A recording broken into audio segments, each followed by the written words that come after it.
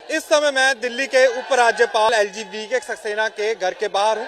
मैं आपको अपने पीछे दिखाना चाहूंगा कि यहाँ हजारों बस मार्शल्स का हजूम है, वो इकट्ठा हुआ है हड़ताल करने के लिए और मांग उनकी सिर्फ एक है, पैसे दो, वेतन दो और वेतन दो। पर वो यहाँ क्यों आए हैं मैं आपको बता दूं कि पिछले 5 महीने से दिल्ली में हजारों जो बस मार्शल्स हैं उनको उनका वेतन है वो नहीं मिला है, उनका जो मेहनताना नहीं मिला है।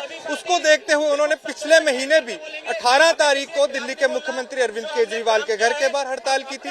देखा यह भी गया था कि 29 सितंबर को भी जो दिल्ली के बस मार्शल हैं वो बड़ी तादाद में DTC के हेडक्वार्टर्स के बाहर भी इकट्ठे हुए थे। उसी को देखते हुए आज 10 अक्टूबर को फिर दिल्ली के जो बस मार्शल हैं वेतन न मिलने के कारण इधर LG निवास के बाहर इकट्ठे हुए हैं। मैं आपको दिखाना चाहूंगा कि मेरे पीछे कितनी हजारों बस मार्शल्स का हजूम है। आप यहीं से समझ सकते हैं कि कितने लोग इस समय वेतन न मिलने के कारण इस समय प्रताड़ित हो रखे हैं। दूसरी तरफ भी मैं आपको दिखाना चाहूंगा कि बहुत बड़ा बस मार्शल्स का हजूम है। आप देख सकते हैं लोगों ने हाथ में तख्तियां पकड़ी हुई हैं जिस पर साफ लिखा है वेतन दो, वेतन दो।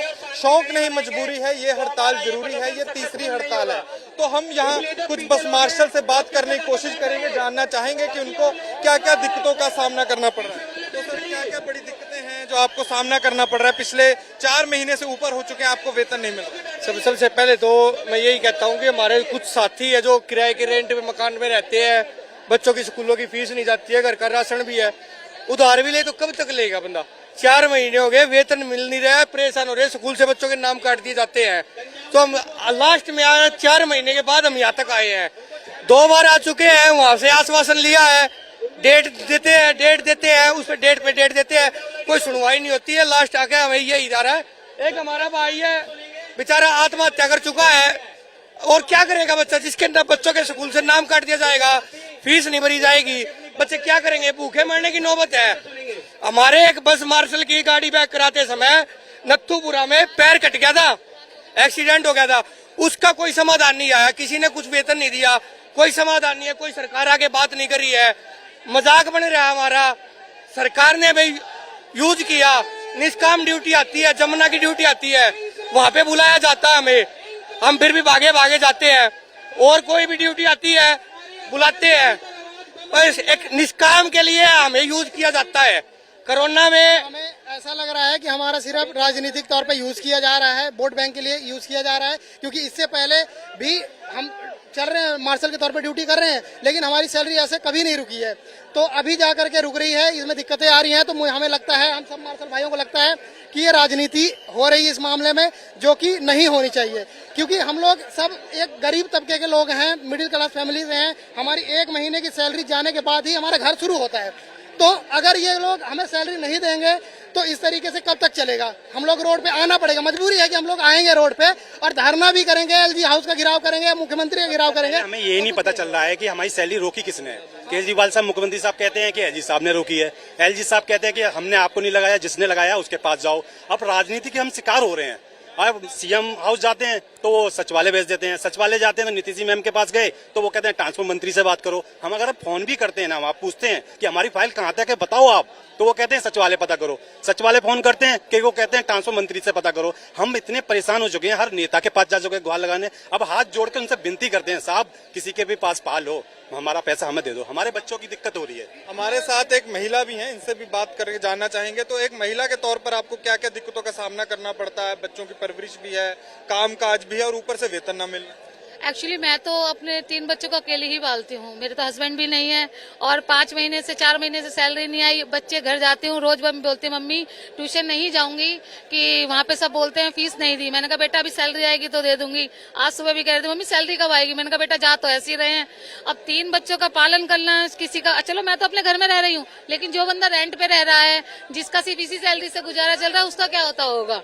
लेकिन ये लोग नहीं समझ रहे। पता क्या होता है, ये एक दूसरे की सरकार गिराने के लिए सिर्फ मार्शलों को यूज किया जा रहा है कि वो बीजेपी वाला बना देते हैं उसको, आप वाले को, ये तो आपस में टकराएंगे, लेकिन नुकसान किसका हो रहा है? मार्शलों का, जिसमें से 3 बंदों की तो जान जा चुकी है, क्योंकि सबको किसी ना किसी का ये लगता है कि आज हमें भी मर जाना चाहिए। जब बच्चों का घर पे जाके फेस ऐसा देखेंगे कि भाई बच्चा मुंह इतना सा होता है कि आज घर वाले मम्मी पापा कुछ लेके आ रहे हैं और नहीं लाते हैं, तो उनका मुंह क्या होता है? फिर माँ बाप को तो यही लगता है कि हम अपने बच्चों को कुछ नहीं दे पा रहे, तो मरने के अलावा तो कुछ बचता ही नहीं है।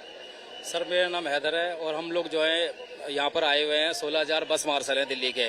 तो हम ये कहेंगे सर, हमारे साथ शासन या प्रशासन या उच्च अधिकारी जो हैं और राज्यपाल जो राज्यपाल सचिवालय है वहाँ से और सीएम जो दिल्ली सरकार है वहाँ से हमारा सौतेला व्यवहार क्यों हो रहा है हमारे साथ में। चाहे सैलरी को लेकर ले लो, 5 महीने से सैलरी नहीं आ रही है और 6 महीने से सड़कों पे धक्के खा रहे हैं हजारों मार्शल, उनको ट्रांसफर के नाम से नौकरी से निकाल दिया गया है। मार्शलों की कोई सुनने वाला कोई नहीं है सर इस दिल्ली के अंदर। और दिल्ली के अंदर ये मार्शलों पे आदेश और क्या कहते हैं अपना ऑर्डर तो चलाते हैं मगर मार्शलों की सुनवाई कोई नहीं करता है। अब केंद्र दिल्ली सरकार मतलब दिल्ली के अंदर केंद्र ने दिल्ली सेवा बिल पास करा था। आप उस सेवा बिल का यूज करके मार्शलों के हितों के लिए सैलरी है, ट्रांसफर है और पीएफ ईएसआई फंड बोनस के लिए उनके उज्जवल भविष्य के लिए आप कुछ कार्य कर सकते हैं। तो इसी कामना को लेके इसी उम्मीद के साथ हम राज्यपाल जी के पास में आए हैं। तो हम चाहेंगे कि राज्यपाल जी हमारे ऊपर जो है थोड़ा सा विश्वास जताएं और हमें जैसे हम महिला सुरक्षा करते हैं और बसों के अंदर कोई भी दुर्घटना होती है, कोई जेब काटता है, चोर आ जाता है, हम लोगों की सुरक्षा करते हैं। और भी रोडों पे दिल्ली के जो मार्शल हैं वो सदैव सुरक्षा करते हैं और हम चाहेंगे हमारा जो वेतन वगैरह है जो भी और भी जो समस्याएं आ रही हैं उनको आप सुने।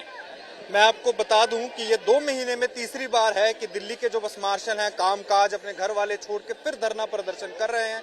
पिछले 120 दिन के ऊपर इनको इनका जो वेतन और मेहनताना नहीं मिला है। इस समय ये इधर एलजी हाउस के बाहर हैं और इनका तीसरा बड़ा प्रदर्शन है।